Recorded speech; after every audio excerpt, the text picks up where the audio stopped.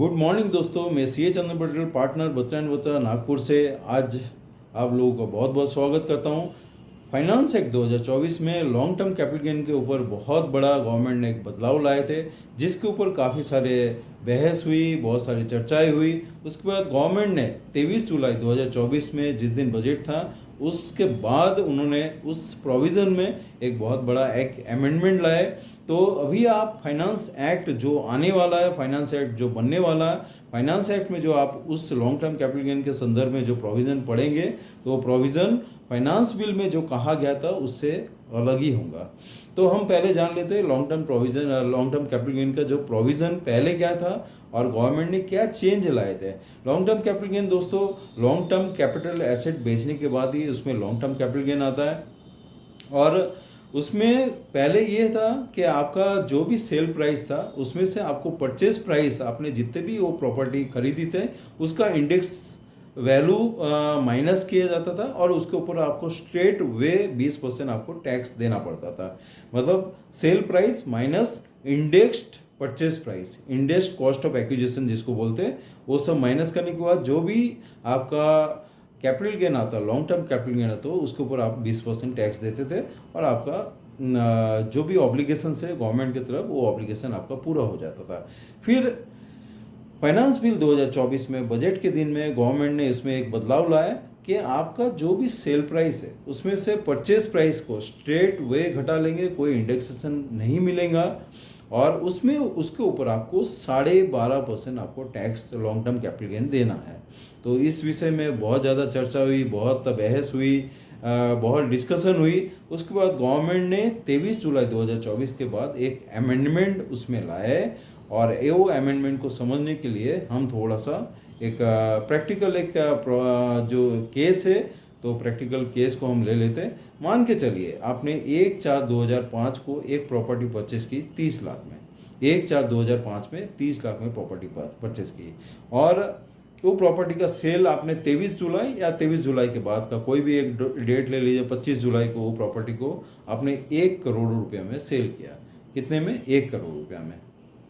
तो अगर हम ओल्ड सिस्टम के हिसाब से लॉन्ग टर्म कैपिटल गेन अगर कैलकुलेट करते हैं तो 1 करोड़ माइनस 30 लाख का इंडेक्स्ड वैल्यू जो आपने 1/4/2005 में खरीदी थी उसके इंडेक्स्ड वैल्यू मोटा मोटी आज के तारीख में अगर 23 जुलाई या उसके बाद बेचते हैं तो 30 लाख का जो इंडेक्स्ड वैल्यू है लगभग 93,08,000 के आसपास आता है।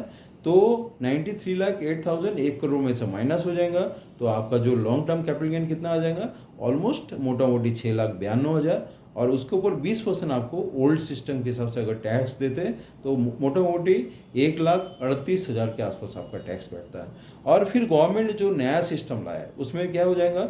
1 करोड़ आपका सेल प्राइस, उसमें उन्होंने जो बोलो purchase price straight way minus हो जाएगा, 30 लाख माइनस कर दीजिए तो कितना बचा? 70 लैक्स। उसके ऊपर आप वो गवर्नमेंट बोल रहे 12.5% आप टैक्स स्टेट वे दे दीजिए तो कितना हो जाता? 8,75,000 आसपास। तो ये जो एसएससी है जिन्होंने भी ये प्रॉपर्टी 1 करोड़ में सेल किए तो वो बोले भैया गवर्नमेंट देखिए अगर हम न्यू सिस्टम जो आपने न्यू सिस्टम लाए उसके हिसाब से मैं अगर टैक्स भरता हूँ तो 8,75 मुझे देना पड़ता, अगर ओल्ड सिस्टम में रहता तो मेरा 1,38,000 में निपट जाता था। तो ये तो मेरे लिए बहुत महंगा एकदम सौदा हो गया। तो इसके लिए आप कुछ कीजिए। फिर गवर्नमेंट ने बहुत सारे जो ऑब्जेक्शंस आए, बहुत सारे जो डिस्कशन हुए, उसके आधार पे गवर्नमेंट ने एक अमेंडमेंट लाया। उन्होंने बोले ठीक है, इसमें जैसे इनकम टैक्स में 2 टैक्स रिजीम है, एक ओल्ड टैक्स रिजीम ऐसे ही न्यू टैक्स रिजीम, ऐसे ही आप 2 मेथड्स में ओल्ड सिस्टम और न्यू सिस्टम के हिसाब से आप लॉन्ग टर्म कैपिटल गेन को कैलकुलेट कर लीजिए। तो उसमें कंडीशन क्या है? आपका जो प्रॉपर्टी का सेल है या तो 23 जुलाई 2024 या उसके बाद में डेट के सेल होना चाहिए। पुराने डेट में अगर सेल होंगी तो आप ये जो कंपैरिजन का जो सिस्टम है इसमें नहीं जा सकते, आप ओल्ड सिस्टम में आपका टैक्स पटा सकते हैं। तो आपका जो सेल का कंडीशन क्या है? 23 जुलाई या उसके बाद के डेट में आपका सेल होना चाहिए। तो गवर्नमेंट ने बोला आप दोनों मेथड्स में, दोनों जो सिस्टम है उसके हिसाब से आप टैक्स कैलकुलेट कर लीजिए। ओल्ड सिस्टम से भी कैलकुलेट कर लीजिए, न्यू सिस्टम से भी कैलकुलेट कर लीजिए। ओल्ड सिस्टम में क्या है, इंडेक्सेशन बेनिफिट ले लीजिए, उसके ऊपर 20% कैलकुलेट कर लीजिए। न्यू सिस्टम क्या है, जो भी सेल प्राइस है उसमें से परचेस प्राइस घटा दीजिए, उसमें से 12.5% कैलकुलेट कर लीजिए। और जिसमें भी आपको लगता है मेरे लिए जो भी बेनिफिशियल है, जो मेरे लिए फ़ायदे कारक है, तो आप उस सिस्टम को ऑप्ट करके उतना टैक्स पटा दीजिए। फिर आप गवर्नमेंट के तरफ जो आपके जो ऑब्लिगेशंस है, टैक्स का जो ऑब्लिगेशंस है वो आपका पूरा हो जाएगा।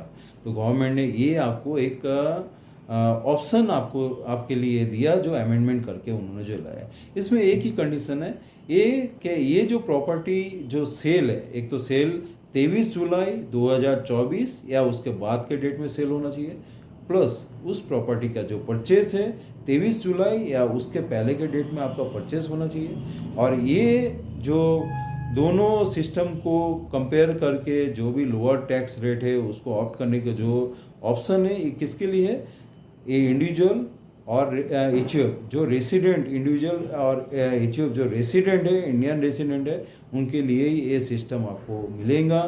कंपनी, पार्टनरशिप फर्म और उनको ये सिस्टम नहीं है, उनको कंपल्सरीली नया सिस्टम में जाना पड़ेगा। मतलब कि उनको विदाउट इंडेक्सेशन के हिसाब से ही long term capital gain calculate करना पड़ेगा और उसमें जो भी टैक्स बैठेंगे वो उनको भरना पड़ेगा।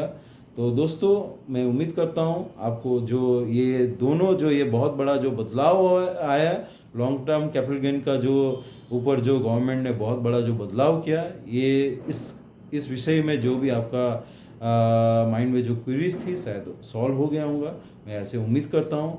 Thank you very much for watching this video. Thanks a lot. Have a very nice day. Thanks a lot.